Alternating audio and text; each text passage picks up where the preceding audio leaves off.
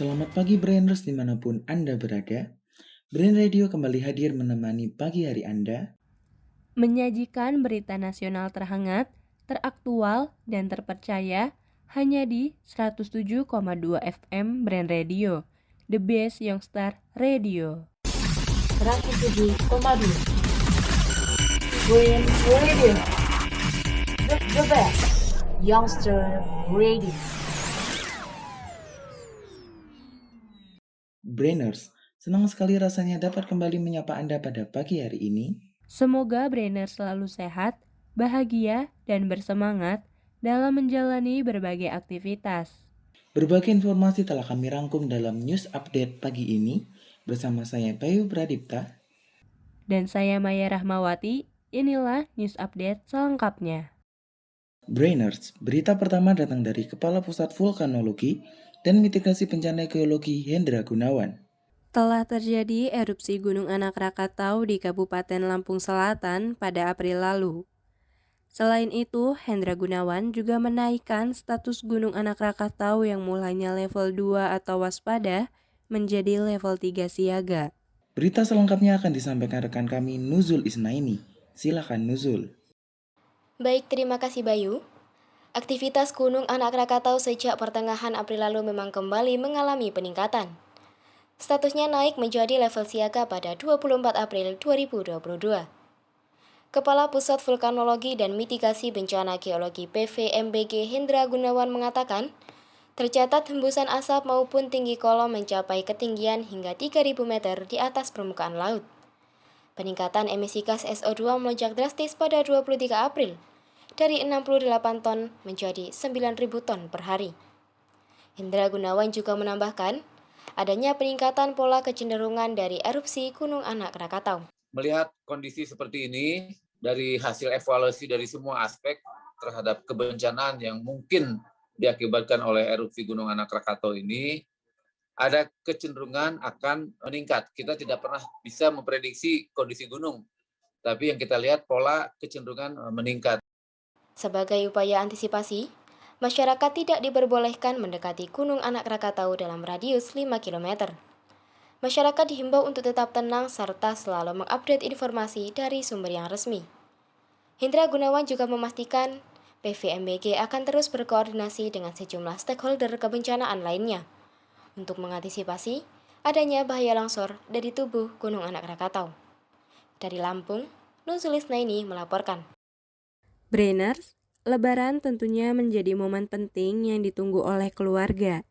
Apalagi pemerintah sudah memperbolehkan masyarakat untuk mudik ke kampung halaman ya Bayu. Benar Maya, jika membahas tentang mudik, sepertinya masyarakat sudah akrab dengan vaksinasi booster sebagai syarat mudik tahun ini.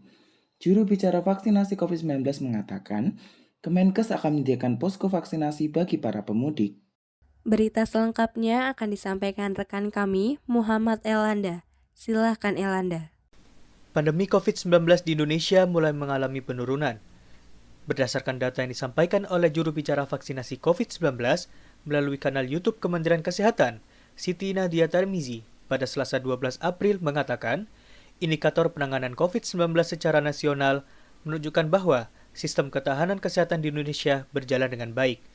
Hal itu ditunjukkan dengan jumlah kasus konfirmasi harian kembali turun ke angka 2.930 jiwa dibandingkan dengan minggu lalu yang menyentuh angka 3.437 jiwa. Keterisian kasur di rumah sakit serta jumlah kasus kematian juga mengalami penurunan yang signifikan. Bahwa untuk mengantisipasi lonjakan pada musim mudik tahun ini, kita menghimbau seluruh masyarakat juga untuk melengkapi vaksinasi baik dosis kedua, bahkan juga untuk meningkatkan kembali proteksi kita dengan mendapatkan vaksinasi booster atau vaksinasi dosis ketiga, yang tentunya sudah sesuai dengan jadwalnya. Kemenkes RI menyiapkan sekitar 340 posko kesehatan yang tersebar di seluruh jalur mudik selama Lebaran 2022. Posko tersebut menyediakan vaksin dosis ketiga bagi pemudik yang belum melaksanakan vaksin secara lengkap. Posko kesehatan memfasilitasi dengan vaksin COVID-19 guna untuk meminimalisir resiko penularan COVID-19 saat mudik Lebaran. Pemberian vaksinasi saat di posko kesehatan yang berada di jalur mudik merupakan upaya terakhir dari Kementerian Kesehatan. Namun masyarakat tetap dihimbau untuk melakukan vaksinasi booster sebelum berangkat mudik untuk menghindari terjadinya kerumunan saat berada di posko kesehatan yang melayani vaksinasi COVID-19. Dari Jakarta, Muhammad Elanda melaporkan. Brainers, masih seputar momen menjelang Lebaran, pasti masyarakat sudah tidak asing dengan meningkatnya harga daging di pasaran setiap tahunnya. Menjelang Lebaran, harga daging sapi kembali mengalami kenaikan. Seperti pada Lebaran tahun lalu, salah satunya adalah Pasar Wage di Purwokerto. Hal ini juga disampaikan oleh pedagang dan Gubernur Jawa Tengah Ganjar Pranowo yang melakukan sidak di Pasar Wage. Berita selengkapnya akan disampaikan rekan kami Kidung Wahyu. Silakan Kidung. Baik, terima kasih Bayu. Menjelang Lebaran, Jawa Tengah mengalami kenaikan harga daging, terutama daging sapi. Daerah yang mengalami kenaikan harga secara signifikan diantaranya adalah Semarang, Magelang, dan Purwokerto. Hal ini sudah terjadi sejak 1 minggu menjelang Lebaran. Salah satunya ada di Pasar Wage di Purwokerto. Beberapa pedagang di Pasar Wage menyebutkan bahwa harga daging sudah naik sebanyak Rp20.000 per kilogramnya. Hal tersebut juga dikatakan oleh Gubernur Jawa Tengah, Ganjar Pranowo, yang melakukan sidak di Pasar Wage. Kalau kita melihat yang agak naik signifikan per hari ini di Pasar Banyumas adalah daging sapi. Dan sudah ada pengumuman, kalau bahasa ibu-ibu, itu pengumuman dari jagal-jagal Pak gitu. Naiknya signifikan nih, 20.000 ini. Ini katanya sapinya sulit, maka nanti coba kita mintakan dinas untuk ngontrol ya. Kenapa terjadi lonjakan daging sapi yang cukup tinggi. Kenaikan harga daging sapi di Indonesia dipicu oleh naiknya harga impor sapi yang berasal dari Australia. Hal ini sudah dikonfirmasi sejak awal Maret lalu. Kementerian Perdagangan pun berupaya memantau dan mengusahakan agar daging sapi tidak naik terlalu tinggi. Kementerian Perdagangan juga mengatakan bahwa mereka sudah memastikan pasokan daging sapi tahun ini aman. Dari Purwokerto, Banyumas, Kidung melaporkan. Brainers masih di News Update 107,2 FM Brain Radio. Maya, jika berita sebelumnya kita membahas tentang meningkatnya harga daging di pasaran, kabar selanjutnya datang dari pemerintah terkait kebijakan baru minyak goreng. Betul Bayu. Pemerintah mengeluarkan kebijakan pemerataan distribusi minyak goreng agar persediaan minyak goreng di dalam negeri tetap stabil dengan harga yang terjangkau. Informasi selengkapnya akan disampaikan oleh rekan kami, Salsabila Khairunisa. Silahkan Salsa. Terima kasih Maya.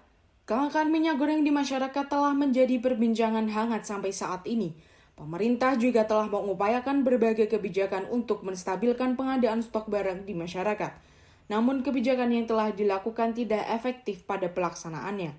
Pada 27 April 2022, Presiden Joko Widodo secara tegas melarang ekspor bahan baku minyak sawit hingga masalah kelangkaan minyak goreng di pasaran teratasi. Hal tersebut dilakukan untuk memprioritaskan dan mencukupi kebutuhan minyak goreng di dalam negeri. Hari ini saya telah memimpin rapat tentang pemenuhan kebutuhan pokok rakyat, utamanya yang berkaitan dengan ketersediaan minyak goreng di dalam negeri.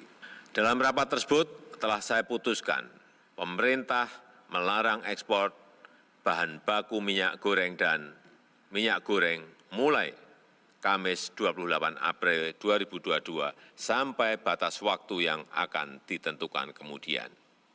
Di samping kebijakan dari Presiden, Menteri Koordinator Bidang Perekonomian, Airlangga Hartarto, telah mengeluarkan kebijakan terbaru mengenai upaya pendistribusian minyak goreng untuk mencukupi kebutuhan minyak goreng di masyarakat. Pemerintah memperhatikan situasi penyaluran dan juga keadaan daripada distribusi minyak goreng. Kemudian dengan memperhatikan situasi global, di mana terjadi kenaikan harga-harga komoditas termasuk minyak-minyak nabati, dan di dalamnya juga termasuk minyak kelapa sawit, maka pemerintah memutuskan bahwa pemerintah akan mensubsidi harga minyak kelapa sawit curah itu sebesar Rp14.000 per liter. Dan subsidi akan diberikan berbasis kepada dana dari BPDP KS. Mekanisme distribusi minyak goreng di pasaran dijamin oleh pihak kepolisian untuk ketersediaan barang tetap ada. Kebijakan yang ditentukan tersebut masih terus dikaji oleh pemerintah pusat untuk menyelesaikan persoalan minyak goreng di pasaran. Dari Jakarta, Salsa melaporkan. Berita selanjutnya datang dari Kemenko Bidang Kemaritiman dan Investasi mengenai kebijakan pemerintah dalam menghadapi masa transisi pandemi ke endemi. Telah ada reporter kami Putri Rahma yang akan melaporkan berita selengkapnya. Silakan Putri.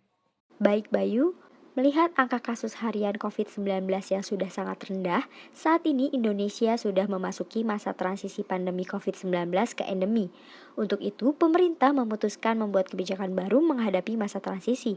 Dalam konferensi pers, Menteri Koordinator Bidang Kemaritiman Republik Indonesia, Luhut Binsar Panjaitan menyatakan bahwa pemerintah melakukan beberapa kebijakan, seperti pelaku perjalanan domestik, baik laut maupun darat tidak perlu menunjukkan bukti tes antigen maupun PCR negatif, hingga diperbolehkannya kompetisi olahraga menerima penonton dengan kapasitas sesuai level daerah.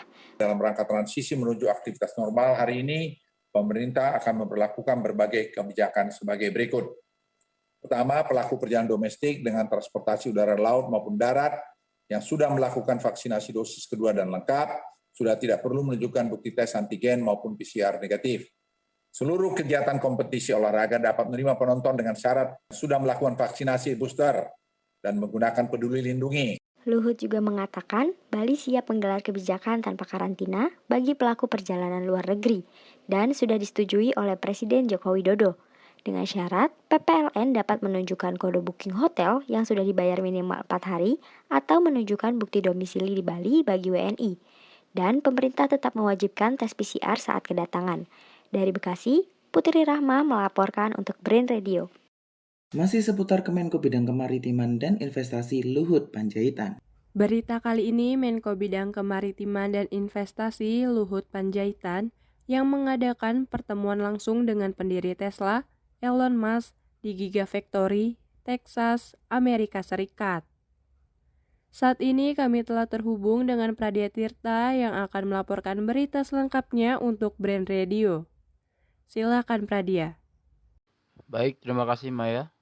Menko Bidang Kemaritiman Luhut Binsar Panjaitan mengadakan pertemuan langsung dengan pendiri Tesla Elon Musk di Gigafactory Texas, Amerika Serikat. Dalam pertemuannya dibahas mengenai potensi yang dimiliki Indonesia untuk menunjang materi utama kendaraan elektronik Tesla.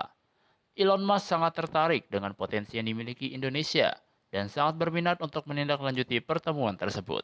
Yeah, I think our discussion with Elon went so well, and we plan to see him again in SpaceX. I think President has planned to visit on 14th of May, and Elon agreed to receive President in SpaceX. Hopefully by the time after the visit of the Elon team to Indonesia, we can announce something. Diskusi dengan Elon berjalan baik, kami rencana bertemu lagi dengan beliau dan SpaceX. Presiden akan berkunjung pada 14 Mei. Elon setuju untuk bertemu Presiden. Semoga setelah tim Elon berkunjung ke Indonesia, akan ada pengumuman. Delegasi Indonesia pada pertemuan tersebut juga turut mengundang Elon Musk untuk hadir dalam rangkaian acara G20, B20 yang akan berlangsung di Bali pada November mendatang. Usai mengadakan pertemuan, rombongan diajak berkeliling untuk melihat proses perakitan mobil listrik Tesla, mulai dari perakitan bodi hingga siap untuk digunakan. Dari Texas, Amerika Serikat, Pradia Tirta melaporkan. Brainers, berita tersebut sekaligus mengakhiri news update pagi ini. Demikian sejumlah berita dan informasi terhangat, teraktual, dan terpercaya yang dapat kami sampaikan untuk Anda. Terima kasih telah mendengarkan news update pagi ini. Brainers tetap dapat mendengarkan news update setiap pagi hanya di 107,2 FM Brain Radio. The Best Youngster Radio. Saya Bayu Pradipta. Dan saya Maya Rahmawati, beserta kru yang bertugas pamit undur diri. Selamat pagi. Dan sampai jumpa lagi.